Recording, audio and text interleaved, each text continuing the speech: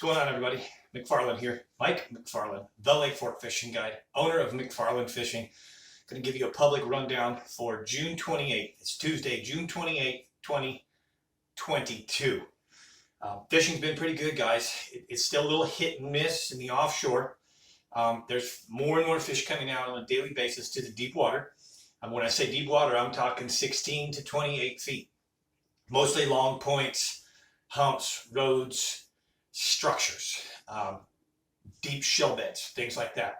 But I'm seeing lots and more and more fish piling up each day, bigger schools, bigger groups of bait. Remember that the bait fish will not go to the bass to get eaten, but the bass follow the bait fish. So you need to go find the bait fish. One of my tips that I really like to teach a lot, and I share this a lot more in the members only, is make sure you have some birds around you. If you're offshore, even though the blue heron cannot dive down deep, the blue heron will still be somewhere in the vicinity. He'll either be up on the windblown bank near that offshore structure. He may be out in a tree near that offshore structure. Because what happens is when the bass attack those shad down deep, injured bait fish still rise to the surface, float to the surface, and get windblown to the banks adjacent to those areas where it's happening offshore. So the blue heron is still a very important part of the equation. But let's tell you about the lake. We'll tell you a little bit more about fishing in a minute. Talking about lake levels, 397.87 on Monday, yesterday, 396.87, 396.84 today. We are dropping about 1/4 of an inch a day right now. It will increase in July. It'll get even faster. We'll start having some municipal pools because this lake does service the 4 surrounding counties. And we will pull for municipal. So I expect to see that increase, that dropping, increasing. Speaking of that lake level, you really need to take heed to this. This is going to get more and more dangerous as we go. And what I mean by that is running the lake. When you're running the buoys, there are hazards in the buoys. Not a lot, but there are stumps. As it continues to get lower, if we don't get rain through the fall, there will be more that show up. And one of the biggest mistakes that we make is that we start cutting corners when we're transitioning from buoys, or the buoys are making swings and we cut on the insides, we cut on the outsides. I'm telling you, there's 2 aspects. Number 1, a lot of those corners have stumps in them. You need to stay tight. Number 2, this is very important, with 6 feet low, there's a lot of slack in those buoys. Okay, 6 feet is a lot of water. It allows that buoy to blow farther away from the actual line that it should be on.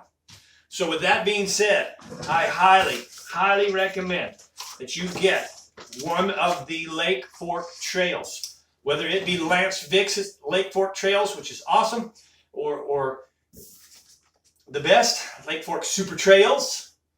The reason I say that this one's the best is because you get so much more for your money. It's safe, super safe, and includes 3 times the amount of trails into the backwaters, idling into the backwaters. There's 2 sets in here. There's a 3-foot low pool and a 6-foot low pool. You need this one right here. This is endorsed by MLF, endorsed by BASS. This will allow you to get around the lake without hitting stumps and give you 3 times more than any one of the other chips you can buy. The others are great. This is more, okay, for less money. But the advertising's over. Lake Clarity, 0 to 1 foot temperatures, 88.5 yesterday, 90 at the end of the day, 86.7 and 88 today. Cool trend this week. Big cool trend happening. We really, truly needed it. We had extreme temperatures last week. And now we have just the opposite. For example, this morning was 63 degrees. I'm kind of a chill guy. I don't have super warm blood all the time. And so I actually wore a hoodie for the boat ride out this morning. In the end of June, I wore a hoodie for the boat ride out. It was really nice. I enjoyed it. But 63 degree temperature, 86 for the high. It's kind of dropping us back down a little. And it's not a bad thing. It's really not a bad thing. So, but let's get back to some of the fishing. Remember, Lake Fork Super Trails, you can purchase this at Lake Fork Marina Motel, Axton's Bass City, and or Fisherman's One Stop, okay? The fishing again is good. The main thing that I've been throwing are jigs, big worms, Carolina rigs, and wobble heads. Okay.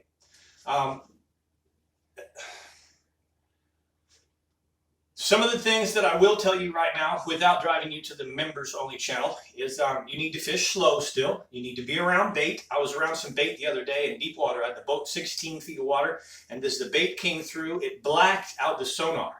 The sonar went from 16 feet to 2 feet, and then back to 16 as that bait passed through.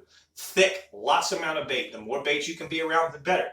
But the points, the long points, the road beds that are maybe a shallow road bed where it dumps into deep water. Those are some of the places you're going to find these fish. They're looking for cooler water.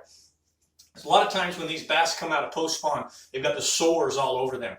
Their first intentions are to recover. So they go out and they suspend in no man's land. I mean, I've seen fish in 15 feet over 30. They're hard to catch. They're suspending. They're resting. They don't want to be bothered. They're staying away from everything. They're not hungry. But once those sores heal, and those fish get healthy, they get hungry.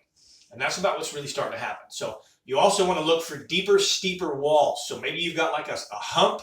You got a small hump the size of half a tennis court, and it slopes in other areas slowly, but one side of it has a deep, steep drop. That's where you're going to find those fish piling up, okay? On the Carolina rigs, creature baits and flukes. The impact shad is really hard to beat. I'm not going to tell you colors. I want to drive you to the members only channel if you want to know colors. I've just given you some great areas to fish, naming the spots, road beds, things like that. And the members only, I use rule of 3 and dial you in a little bit even more. What I am going to show you is a color of worm. On the big worms, I've been using 10-inch worms, whether it be the slick baits, whether it be the V&M Wild Thing, or even just a power worm, Berkeley power worm. I've been using the 10-inch worms. I did make a big change yesterday from the size of worm and the color of worm, and ended up sacking up some really big fish with an 8 pound, 24-inch over.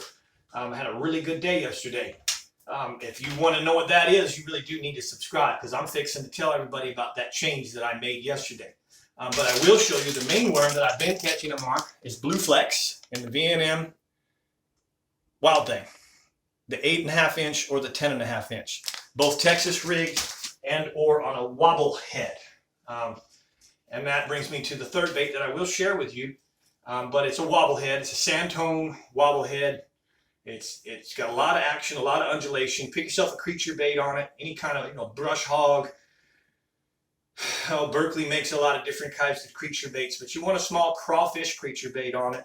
And I've been catching fish on that too. I want to say kind of like the biffle type bugs. I don't use the biffle bug, but just anything that's got appendages that's going to really swim a lot. And with that wobble head, I tend to throw it more on and swim it. I don't fish it like a jig. I swim it a little bit more. So you want something that's going to really have some movement to it. But generally, that's the gist. 16 to 22 feet has been the best bite, but I'm finding fish even all the way out to 28. I don't see much signs of any thermocline being built or starting. And with the cool trend that we're having this week, it's still going to be another week or two before that does actually happen. So that's the gist of the public rundown.